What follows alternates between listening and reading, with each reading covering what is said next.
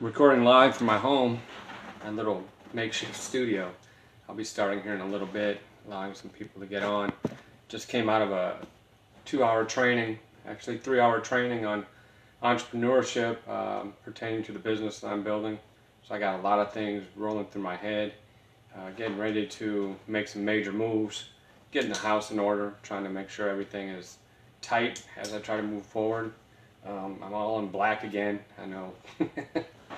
I don't know why I wear black all the time. Black wall, black everything. It's all good though. In any case, I'll be starting here in just a minute. I think I have an important message today, more so than maybe other days, although I think all the messages are pretty important. This one I've entitled Time is a Villain. Just for your information, for those of you who care about this, every presentation that I'm doing either on YouTube or over here on Facebook, every single one of those are being designed as a chapter to one of the books that I'm writing. One of the books I'm in fact writing is called Ascend. One of them is called Unstuck. Another one is called Time is a Villain, and another one is called Rise. Fifth book that I'm writing is called God at First Sight. So I'm definitely working on, during the coronavirus of 2019, I'm definitely haven't stopped working, and I don't think you should have either. But anyhow, when I think of this title, Time is a Villain, you know, so often we say that time heals all wounds, time heals all pain. And that's probably true, and I certainly believe that. But when I look back over time, I say time is a villain. Because in my time, I've had my lovers stolen from me. I've lost those people who were closest to me. Time has stolen away my family members. If you know me, the only two bloodline family members I have left are my two daughters. I don't have any aunts, I don't have any uncles, I don't have any grandparents, I have one cousin, Wendy. Other than that, there's no one left except for me. So time has stolen away family. Time has stolen away friends. As some of you know, I'm definitely one of those people. I maintain a very strong relationship with my friends. I'm always respectful. Mama Green always taught me, never hate, never judge. Right? So I don't do that. I don't hate people. I certainly don't judge people because I've never walked in their shoes. And the corollary is I truly expect that if you've never walked in my shoes, right, then you can't judge me either. So based upon that, I take a look at how many friends have I lost over time, either due to us moving on or perhaps, you know, when I was cleaning out my house, I distanced myself. I didn't necessarily lose friends, but as I've reconstructed my team, my circle has become smaller and smaller, but in becoming smaller and smaller, it's become tighter and tighter and stronger.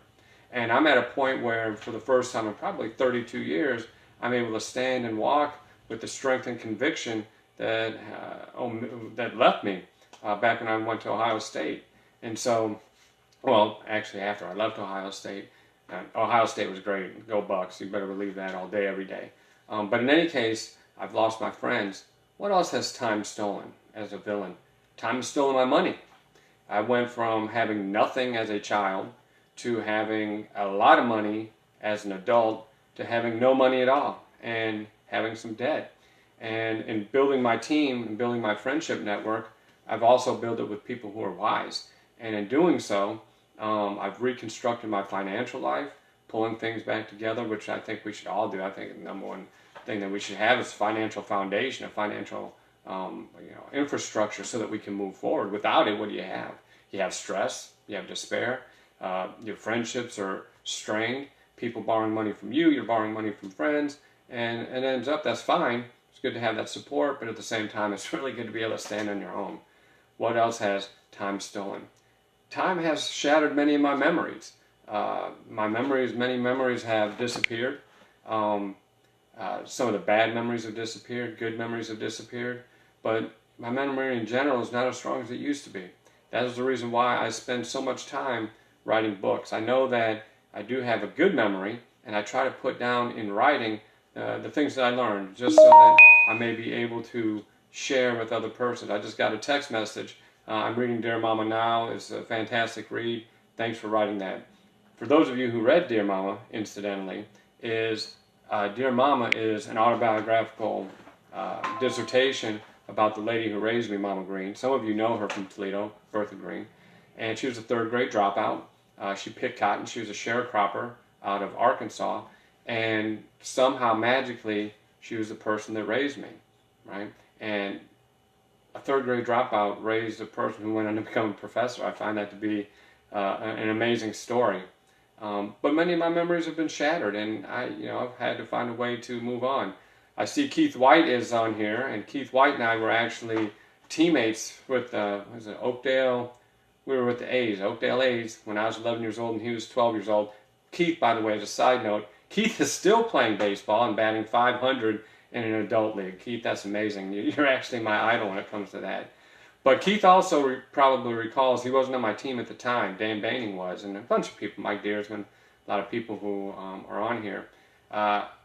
Time stole my dreams when my knee got destroyed in a baseball accident. Time stole my body, and in stealing my body, it stole my knee, stole my weight, and I had to get the weight control back.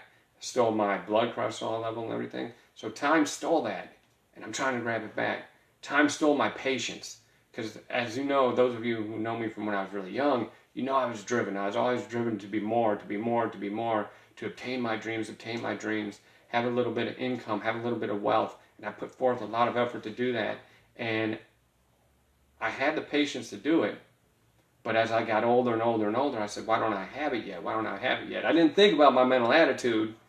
Maybe that was part of it. I didn't think about my mental fortitude. I didn't think about the things I could do differently for self-improvement. I thought it was the world coming down on me, and then I realized that I am my own world, and I have to construct it in a way that makes some sense. So I lost my patience.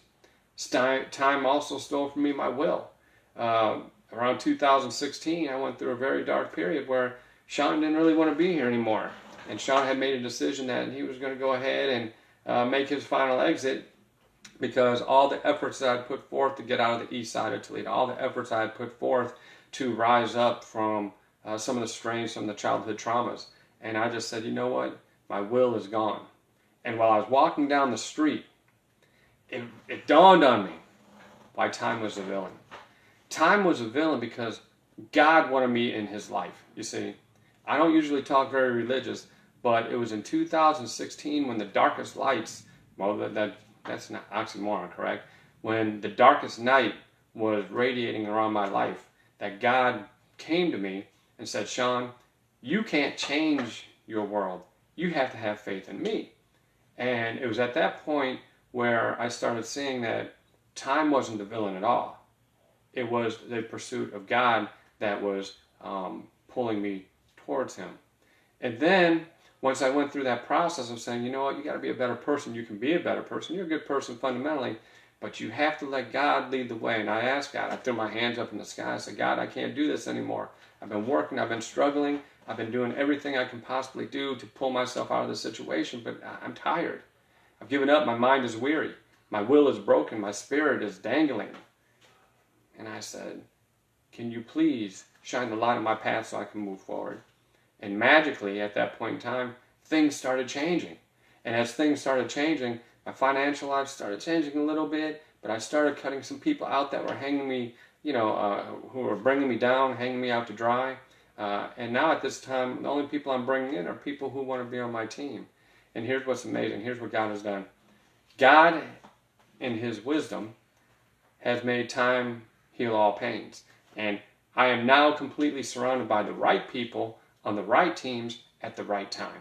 This is the first time in my life, maybe the second or third, where everybody in my life is actually a person who is lifting me up, people who are holding me up, and in response, while I've built this team, some people might be considered a guardian angel in this, correct? Mama Green believed in guardian angels. She was certainly mine. Anybody who knows me know that Bertha Green was actually a guardian angel in my life. But I've had other ones too. So in the book, God at First Sight, there's a whole entire section called Angels. And all I do is mark down every single angel who has stepped into my life so that I could walk on and have a better day. And at the end, I think the greatest gift that God bestowed upon me in this journey of thinking that time is a villain is he gave me the gift of hope. There's never been a day where I didn't have hope. And I learned that if you have hope, you can go ahead and build around hope, and you can build it with people, you can build it with self-confidence, you can build it with your mind, you can build it with spirituality. But at the end of the day, if you have hope and you can see a dream and you can believe the dream, then you can plan it. And that's the key. Once you can see it and believe it and you plan it, then you can execute. And right now, you are watching a man in transformation. I'm not a technology guy. I'm doing the best I can with these videos. But one thing is for sure, I'm real. And I'm always going to keep it real with you.